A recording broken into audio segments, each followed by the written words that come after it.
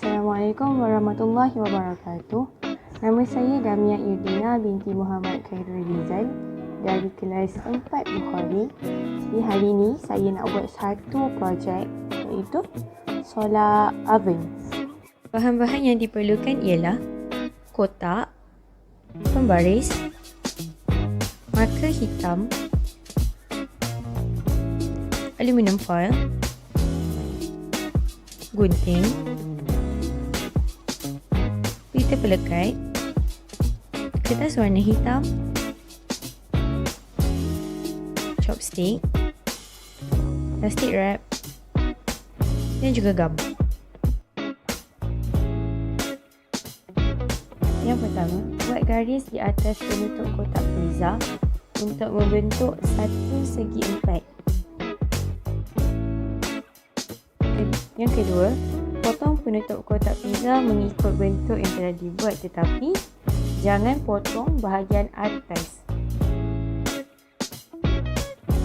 Ketiga, potong aluminium foil dan balet segi empat yang telah dibuat dengan aluminium foil tersebut. Aluminium foil ini berfungsi untuk memantulkan cahaya matahari ke dalam oven.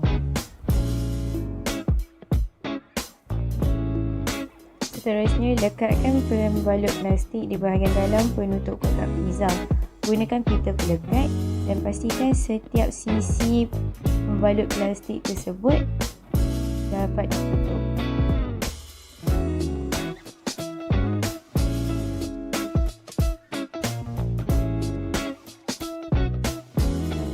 Lekatkan juga pembalut plastik di bahagian atas penutup kotak pizza dengan menggunakan pita pelekat.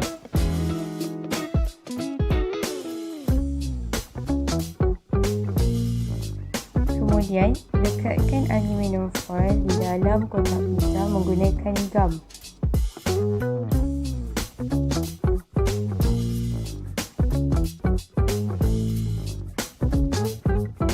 Lekatkan sekeping kertas warna hitam di atas aluminium foil. Kertas hitam ini berfungsi untuk menyerap haba.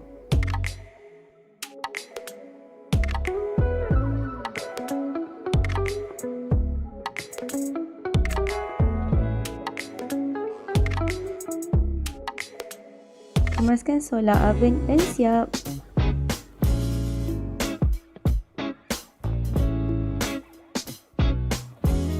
Gunakan chopstick untuk menyokong penutup kecil agar tidak terjatuh.